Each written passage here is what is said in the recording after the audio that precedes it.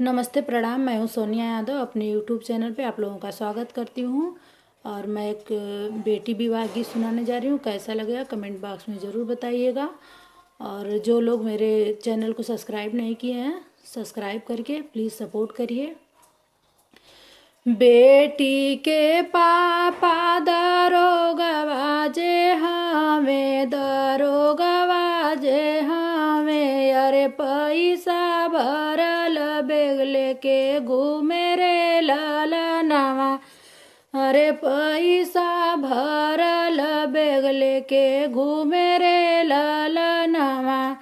बेटा के पापा भिखरिया जे हमें, भिखरिया जे हमें, अरे पैसा खातिर बेटा अपन बेच रे ललनवा, अरे पैसा खातिर बेटा अपन बेच रे ललनवा। मड़वे से बोले नी बेटी रे कवनी देई, बेटी रे कवनी देई, अरे हमारा के नौकर पापा खरीद रे ललनवा, अरे हमारा के नौकर पापा खरीद रे ललनवा।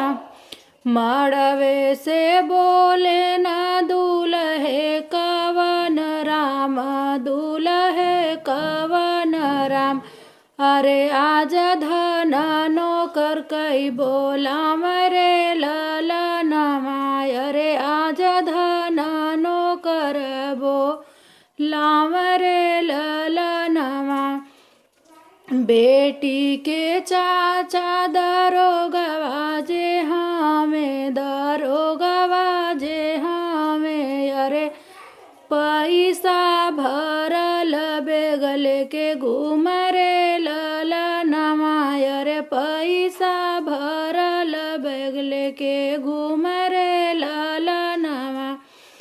बेटा के चाचा भिखरिया जे हमें, भिखरिया जे हमें, अरे पैसा खातिर बेटा बेच रे ललनवा, अरे पैसा खातिर बेटा बेच रे ललनवा।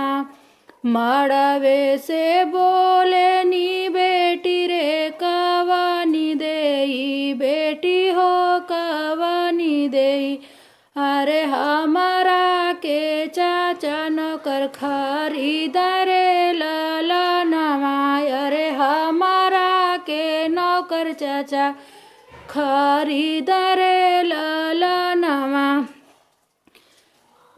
मड़वे से बोले ना दूल्हे कवन राम, दूल्हे कवन राम, अरे हमारा के नौकर बोलाम रे ललनवा, अरे आज धन नौकर कही बोलाम रे ललनवा। बेटी के भैया दरोगवा जे हमें, दरोगवा जे हमें, अरे पैसा भरल बेग लेके घूम रे ललनवा, अरे पैसा भरल बेग लेके घूम रे ललनवा।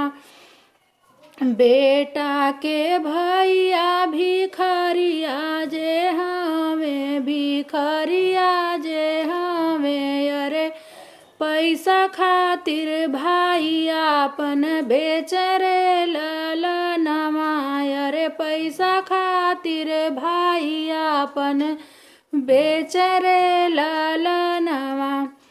मड़वे से बोले नी बेटी रे कवनी देई, बेटी रे कवनी देई, अरे आज भैया नौकर खरीद रे ललनवा, अरे आज भैया नौकर खरीद रे ललनवा।